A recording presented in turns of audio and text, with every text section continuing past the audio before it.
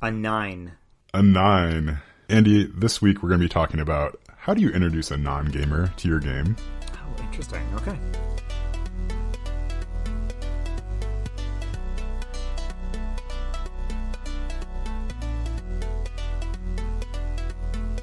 Hello and welcome to Roll for Topic. This week you have just us. It's me, Chris Salzman. And me, Andy Rao.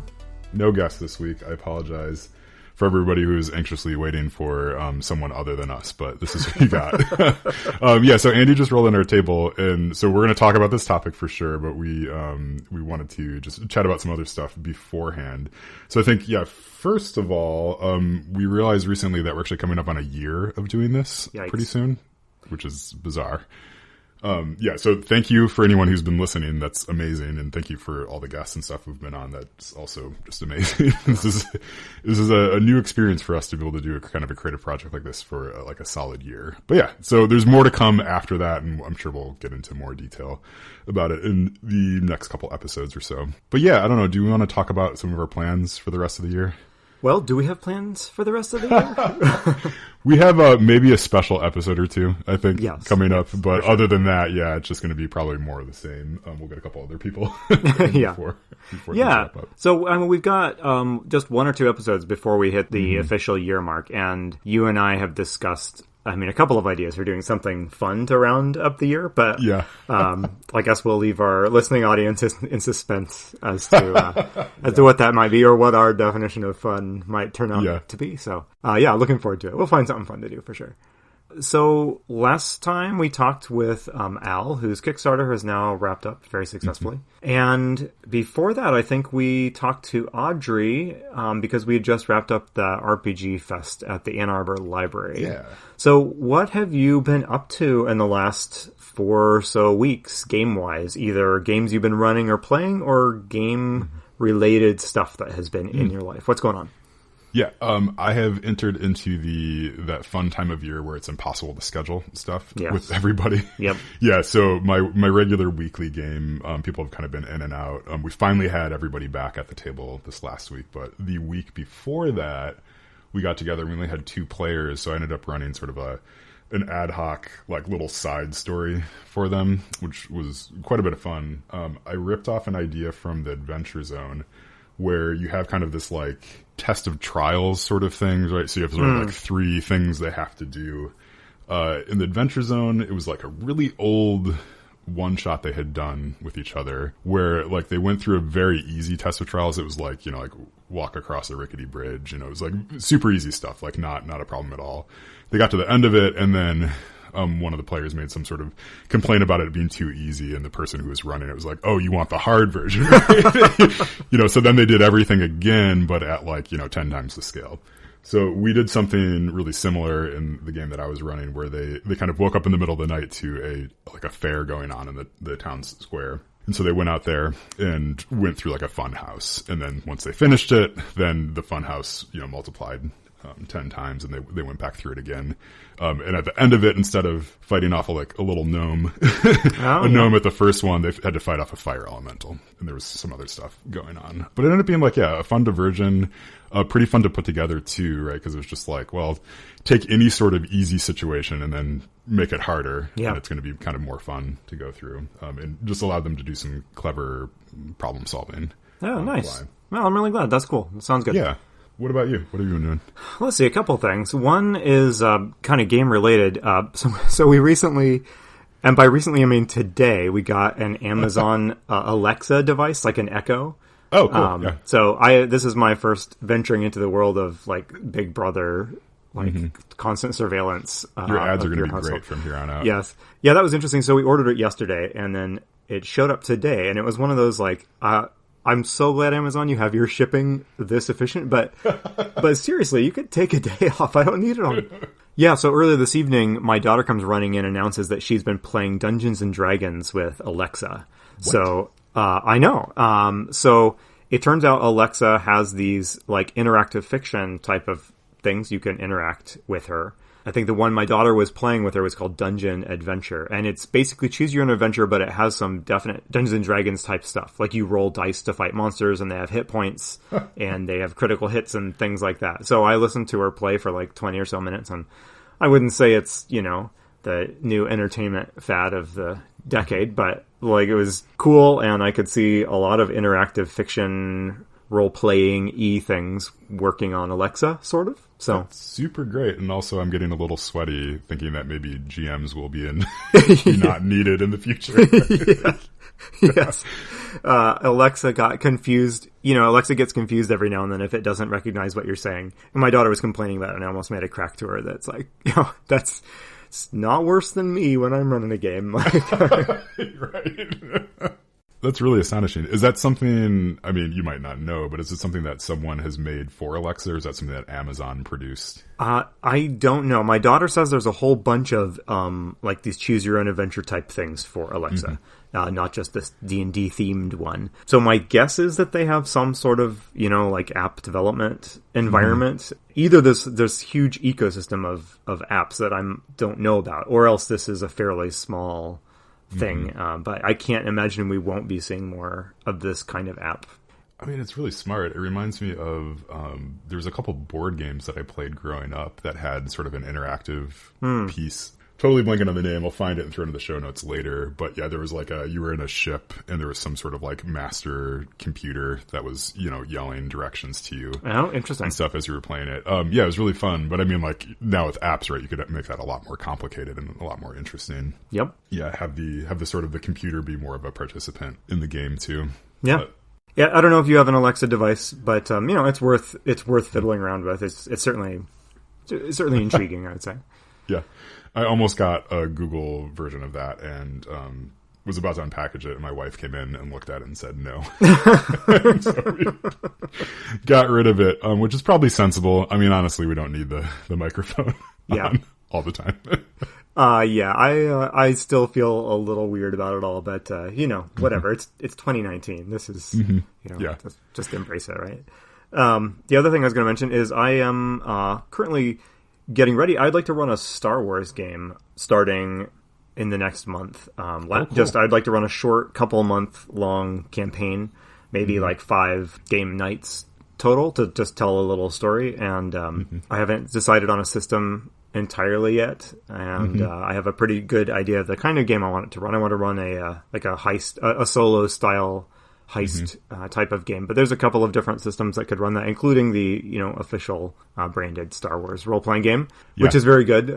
But there's other stuff like the Scum and Villainy role-playing game that would bring a different sensibility to it. And we just came off of running a heisty type of game, or playing in a heisty type of game, because of your Blades in the Dark campaign you ran for us was pretty heisty. Do you have any advice for me, I guess, as I think about... So first of all, as I think about like what system do I choose? How much does system matter when you're running a really genre-heavy game like this? And do you have any heisty suggestions for me? Yeah, I think the system matters actually quite a bit. So trying to run a heist in D&D, you're just sort of going to end up fighting the system quite a bit because it's naturally going to trend towards combat, whereas heists have lots more going on. Yeah, so I think with like Blades in the Dark, what's interesting is the system really supports and rewards characters doing stuff that you'd see in heist-style movies. And I think Scum and Villainy is very similar. You'll find, as you're reading the rules and stuff, it's like, if they're gonna do certain things, like try to set up someone to be the fall guy, or like, go into a party and try to like, work the crowd and, figure out some secret information that way. Like the system can do that, whereas with D&D, it would kind of just come down to like a deception roll, right? It'd be a little less interesting. The one thing that I would say that I really picked up from the Blades in the Dark game, and I've been thinking about a lot, is like the players need to know why their characters are invested in doing the action. With the heist in particular, if the characters don't have a really clear motivation why they're doing the heist, beyond just like they want to get a bunch of money or something like that, it's hard for the players to really play those characters well. That's what I found, because they hit these points where they're like, well, I don't really know why I'm here, maybe I'll just run away. Because they don't really have an investment in that sort of thing. Yeah, that makes sense. Whatever you do, I would say like it should be more than like, oh, we met in a tavern and someone is going to give us money to do that sort of thing. If there's any way you can bring in like some sort of like personal stakes to it that they really want to get this heist done, it's going to go a little bit better and just give the players more to grab onto. Okay, yeah. Well, I will probably be hassling you again, especially if I use Scum and Villainy. I'll probably be hassling you more because that shares a rule system with Blades in the Dark. Yeah. But yeah, you did a great job running Blades, so that's some good advice. So yeah, do you have players lined up for it already? I have a couple of players, and I have feelers out to a few others. Some of the decision about what it will look like will depend on how many players I get. If I have 3 players, that's one type of game. If I have 7, that's a different type of game. So this actually is a good segue, I think, into our topic at hand. So are any of these players going to be sort of non-gamers that you're going to be introducing to gaming? So I did put feelers out to one non-gamer who I do not think has ever role-played, certainly not with me. I haven't heard back from that player yet, so I don't know if they're going to bite or not. But I did pitch it as like, if this is something you are curious about, this would be a nice one to just try out because it's going to be limited. I'm going to deliberately keep it to a couple of, a small number of game nights so that we don't have one of these kind of open-ended, does this mean that I'm committed forever to spend Friday nights with you guys types of situations. Yes. I've had that conversation with some people, and someone actually fairly recently where they were pretty interested in joining the game. And I mentioned and we meet every week. And it was like, suddenly became very less interested in it. Yes. It was like, I guess you could come just once if you wanted, but it'd be a little weird. Like, you should really commit for a month or so. And he was just like, okay, I'm out. Totally. Like, and I get that. I totally get that. And that was my fault. I did not pitch that correctly. Yeah. This one, I pitched it as a once a month game, which I find that once a month is really on the outside edge of what you can do and keep people invested in what you're doing.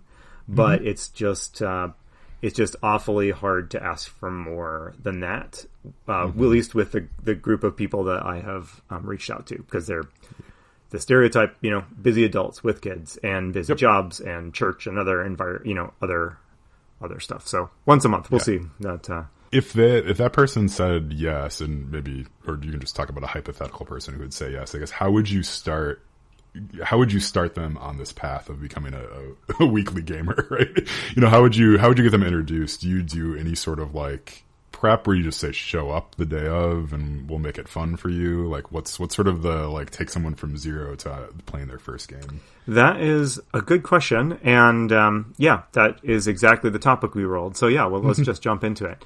Yeah. The truth is, I don't know exactly how I'd answer that question. I have run a lot of games with people that are new to role-playing, or just incredibly casual. Usually when I think about running a game like that, I just start making mental lists of, like, what are the roadblocks? What can I, like, clear out of the path for this person? So that they get to the heart of what role-playing is with the minimum of fuss. For me, in the games I have run, the last time I did this, it meant that I created the characters for everybody. I love creating characters, and I know that some people would say, no, creating characters is like, a great way, to get invested for the first time. Creating characters also takes up a couple of hours, basically the better part of one game night. And, I'm doing a big ask already that this person is with me and not with their spouse and children. So if this person says, yes, I'm in, I will trust, I'm going to take this leap of faith and try out this weird hobby, I would probably, since they're the only new player in this group that I've invited, I would probably meet with them separately over lunch or something like that, and either make a character with them or walk through like just the ground rules of how this is going to work. How about you? What was the last time you ran a game for someone who was brand new to the hobby, and how did you approach that? At the library event, I ran a couple games for people who hadn't played before. I feel like that was a different environment, totally. The lunch game that I'm running, a lot of those players were first-time players. Or, there's been a handful, at least, in that game who have been first-time players. And for those people, we did go out to lunch or, got coffee or something to sort of talk through the character sheet. I had some pre-generated characters for them. I am planning a like 1 or 2 shot that's going to happen between now and the end of the year with some friends. And most of the people there will have not played before. Hey, great. they're really interested though in playing, and like for various reasons, right? They just haven't been able to up until now. So like it's a really fun opportunity for me to do that. And then I think one of our previous guests, Jess, is actually going to play in that game too. Fantastic! Yeah, so that'll be fun. I'll have to try to impress her with something too. But like thinking about that, the thing that immediately came to my mind too was also about characters, like in creating your character, because I think that's such a daunting process in most systems. Yes, like there's some systems that do it really well, and they very much invest in that being sort of a storytelling element. Even with those though, I mean, there's still that sort of like, it's a mental shift, I feel like, from playing the game, like creating the character to playing the game. From the GM side, you almost kind of want to like remove a whole class of problems, just give them a character sheet and say like, okay, now we're just going to play, and then we'll explain sort of the mechanics as we're going along. Like that, rather than being like, okay, so we're going to do this like character thing. You don't really know what any of this means or how it's going to work for you mechanically into the future, but like it's important that you do it, right? Just kind of skipping that might be nice, but I'm also going to just ask them sort of what they're interested in. Yeah. Because I mean, they're all nerds of some variety already, so they might really like the, sit down and make a character. And I don't want to take that away from them either. It is a fun part of a role-playing game, I think, is the character creation system. Or at least it is in most cases. I tend a little bit towards not doing character creation. Personally, don't really like doing character creation and immediately then starting the game. As a GM, I need time to like think a little bit on the characters and how I'm going to shape the game around those characters. On a practical level, I also usually need time, especially if it's like at least a semi-complicated game like Dungeons & Dragons. I need time to like read up on all of the abilities and powers of the character they've made. Especially if it's a new player, because, then there's I feel extra pressure to know how every spell on their sheet works, because they certainly are not going to. And they're not going to read a 300-page book between now and the next game to figure it out. So I think it's a little weird, and like slightly off-putting maybe, to do like a character creation session for someone who's new, but then not let them play right away, Yes, So... yes. This is a long way of me saying to let people just like show up and immediately start playing the game they expressed tentative interest in. I like to just have the characters all ready to go, and then they show up and, all right, let's just get started. What do you leave for them? Do you leave anything, or do they have their character name and all that? Character name, appearance. The non-number stuff I'll leave to the players. And this is true whether they're newbies or not newbies. If I've made characters for you, I will ask in advance what kind of character you want to make, and then I will make it, and I will leave the slots empty that talk about your personality and your hair color and your backstory and things like that. And then to the extent that you want to fill those in, great. The thing that I'm thinking about doing for this D&D game coming up, and I don't know, it was probably someone on this podcast who mentioned this, but I think I'm just going to ask the players, like, what character from the Lord of the Rings do you want to be? And then just build characters for them based on that. Or more broadly, like, what character from what novel do you want to play as? And then kind of find the archetype that fits for that. Star Wars has such wonderful archetypes. Anyone on this planet can be asked, yes. what type of alien do you want to be? And like, what character from the movies do you want to be? The serial numbers filed off version of. They're just, the movies have all the archetypes you would really want to play in this genre. And then everyone loves all the aliens, and we all know what all the aliens are. You're going to end up with 6 Jabba the Hutts. Yes. Which would be kind of fun, honestly. 6 Jabba the Hutts in a heist. Oh, no heist in Star Wars could not have a Hutt involved in it somehow. Yes. Like having the Hutt be the player would be, or multiple players would be a little bit bonkers. But, yeah. In a intriguingly bonkers kind of way, I guess. In a one night sort of thing. One of you guys is going to have to be able to move to or fit into a spacecraft. So here's a question. Here's kind of a broader level question I have when I think about like, forgive me for using this verb, by the way, onboarding a person into... Yeah, I'm going to forgive you for that. Yes, I apologize. I hate myself. When I think about onboarding someone into the hobby, whether they're a total newbie or they're just kind of a casual gamer who is interested enough to play, but like, that's kind of the extent of it, is I struggle with how much to ask of that person. Because I don't want to scare them off. I don't want to drop a lot of nerdiness on them and drive them away. I don't want to make this seem like work.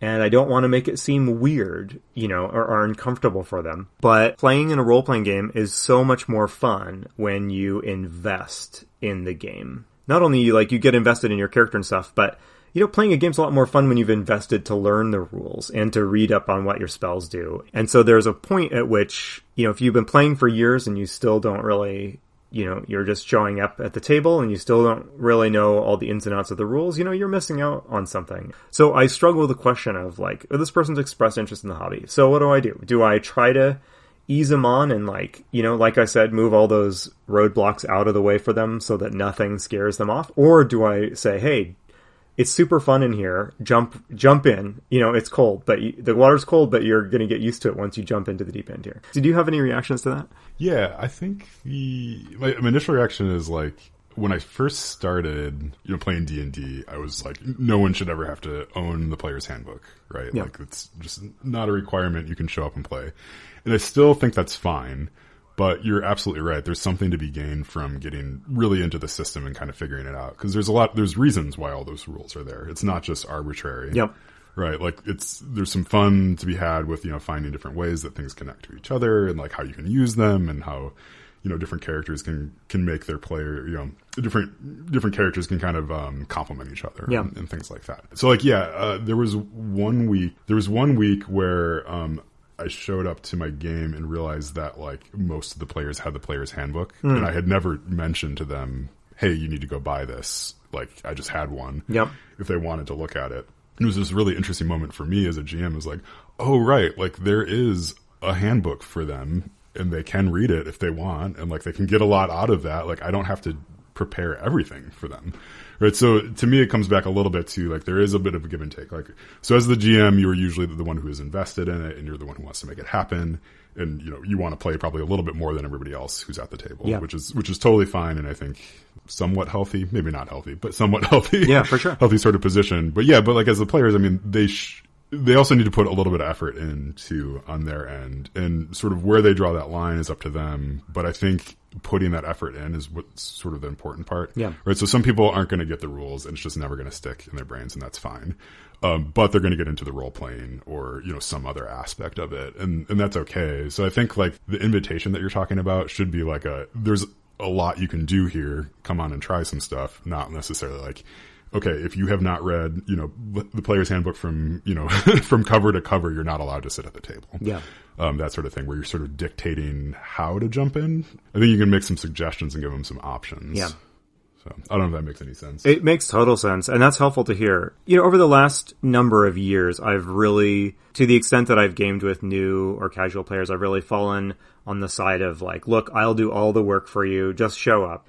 Maybe a dozen or 10 or 15 years ago, when I was younger, I wasn't married yet. I was doing a lot of gaming. I ran some games for a bunch of coworkers, at least half of whom were totally new to role-playing.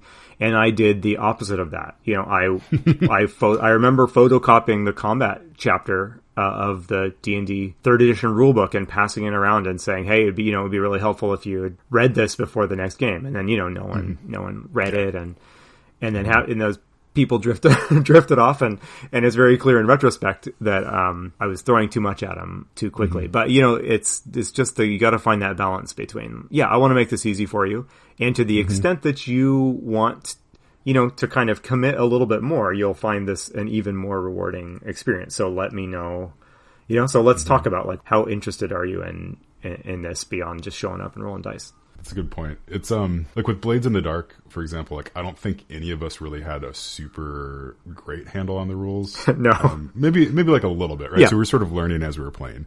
And I think that's a totally fine way to play role-playing games, to sort of learn as you go. Yeah, but I think there are mechanics in that we just didn't engage with, right? That it would have been fun to engage with them, but either I didn't put in the time or we didn't put in the time to really figure it out. That makes a lot of sense. And actually, this has been on my mind with the Star Wars game I'm talking about, because I'm thinking about using Scum and Villainy, which uses those Blades in the Dark rules. And one of the reasons, actually the only reason I might not go with Scum and Villainy is the same reason, by the way, I've been slow to start up a game of Band of Blades. It's Blades in the Dark is an example of a rule system where, honestly, everyone kind of needs to know how the rules work. That is a system where you can't go very long just showing up and like not knowing the rules and just rolling your dice when you're told.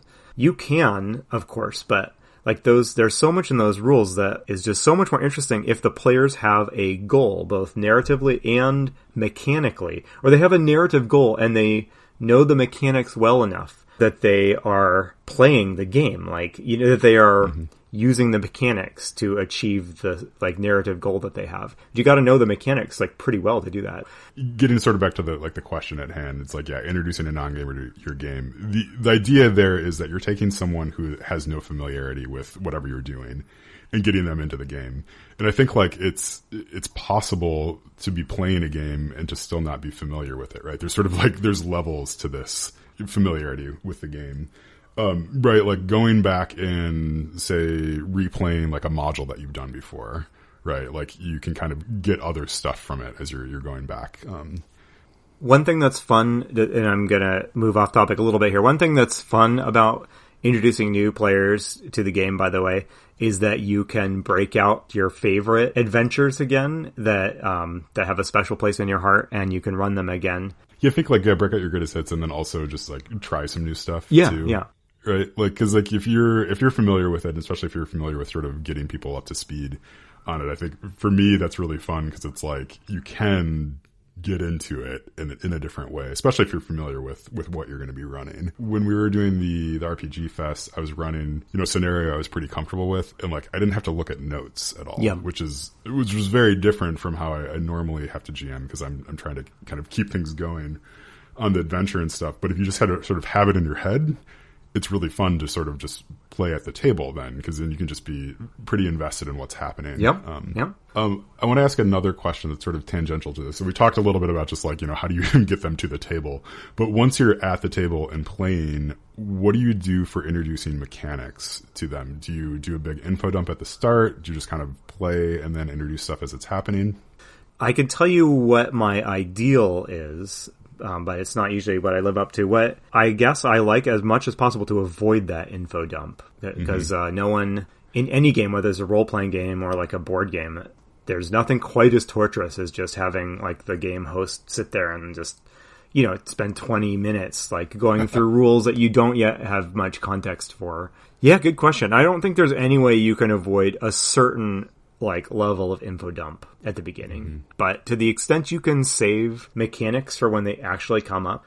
That said, I found it's hard. At the RPG Fest, I tried to do that with Numenera. I tried to take like 1 minute and just go through the base mechanic, which is really simple. It's not any more complicated than D&D, and it's a little simpler. But it's hard. It's because you're like, oh, but to understand, but they should probably know about this, or they should probably keep this thing in mind, so I should at least mention it, and I don't know, it's hard. There's just kind of no clean way to do it. I think you have to sort of pause and do it. I mean, I like to just say, like, let's sort of dive in, and then you just pretend, you tell me what you want to do, and then I will tell you once we need to roll dice and kind of what that'll look like. That to me makes sense, but I think to a certain kind of personality, that's just like the worst thing you could do to them. Is like they're looking at a bunch of dice on the table and they're like, well, what do they do? Yeah. Like, why are these in front of me? Like, I need to know, I need to know that information right now. And other people are just like, oh, there are dice in front of me. Okay. I guess we'll roll them now. Like, it's just going to depend a little bit on the personality. If you have the luxury of doing sort of a session zero, sort of like, let's go out to lunch and talk about it, I think you can use that to kind of go through some of the rolling mechanics and some of that sort of stuff. But there's just too much to cover. So I think you're right on. Like, you kind of give the basic mechanic, the basic idea, probably the first thing they're going to interact with.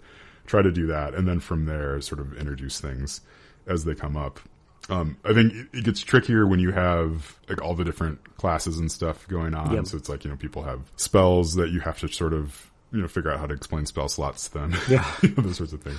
Which Al last episode mentioned just using poker chips. And it's like, well, of course, that's exactly what everybody should be doing. Yeah, just give them a physical reminder. But, it's hard, right? Because there's sort of so much that goes into it, but you also don't want to do the info dump and you just want to play. And it's like, I don't know what the best sort of approach to that is. And I think it probably is going to be dependent on the player's personality. Yeah. I'm really looking forward to this game that I'm going to be running upcoming, because there's a couple of the people are like academics who are going to be playing in it. Like one's a programmer.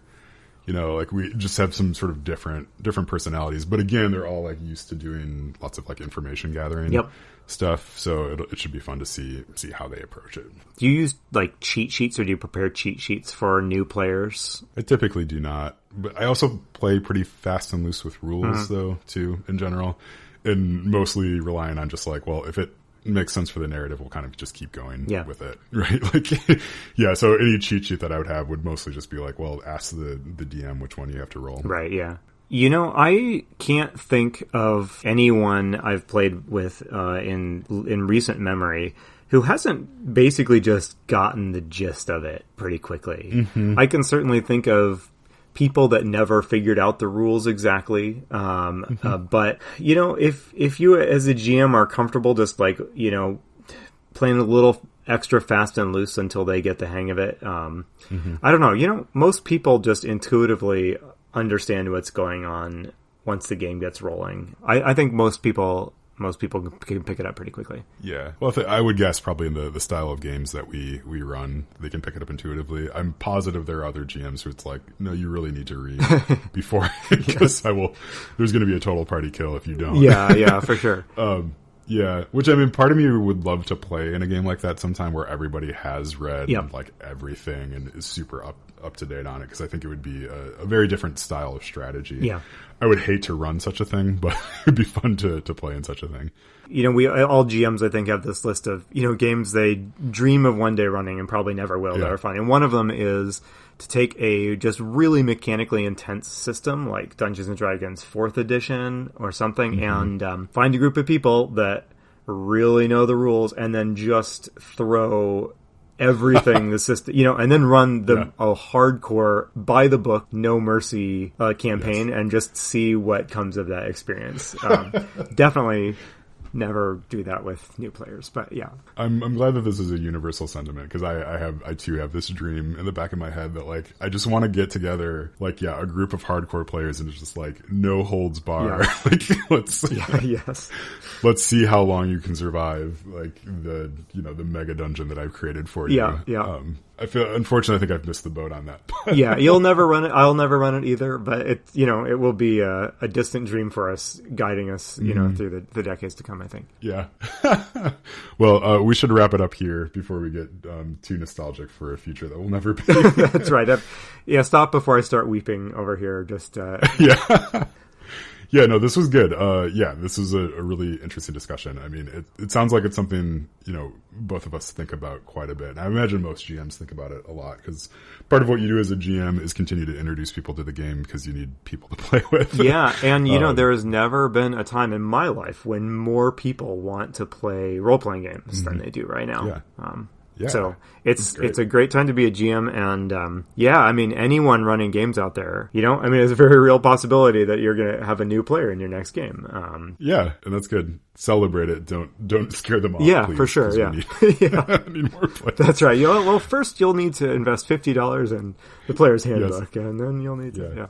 My one parting shot on this is I think was pretty fun if you're going to run D&D or some game that has dice that have a heavy involvement in the game. If you have the sort of people who are playing the game who like to accessorize in their real life, like if they like dressing up and things like that, tell them to go down to their local gaming store and pick out some dice that they feel like match their personality. I think buying dice is like one of the cheapest thrills we have left in this world. Yes, you're right. And I'll add to that, miniatures. Miniatures are a good one too. They're super cheap and everyone loves having a little, I guess they're plastic now, a little resin dude with pointy swords and stuff like that. So yes, totally, yeah. All right, good conversation, Chris. Good. Yeah, I guess. Do we want to add anything to the table? Yeah, I suppose it is our vaunted tradition to replace the topic that we rolled. So the topic we rolled was introducing new gamers to your table. Something that I've been thinking about quite a bit, especially as I'm going into this game for a bunch of newbies, is how do you create memorable NPCs? Okay. How do you create an NPC that in one or two sentences they want to love this person forever, hate this person forever, stick with them, buy everything they have? just like the sort of NPCs that people are going to talk about when they leave the table.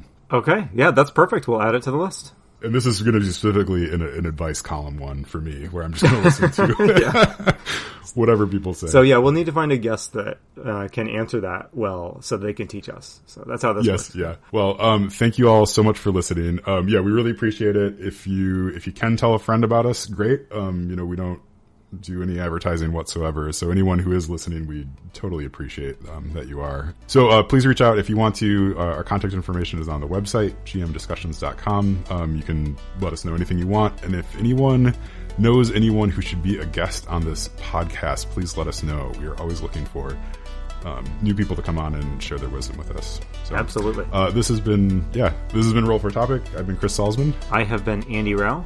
Remember, if your players are having fun, you're a great GM.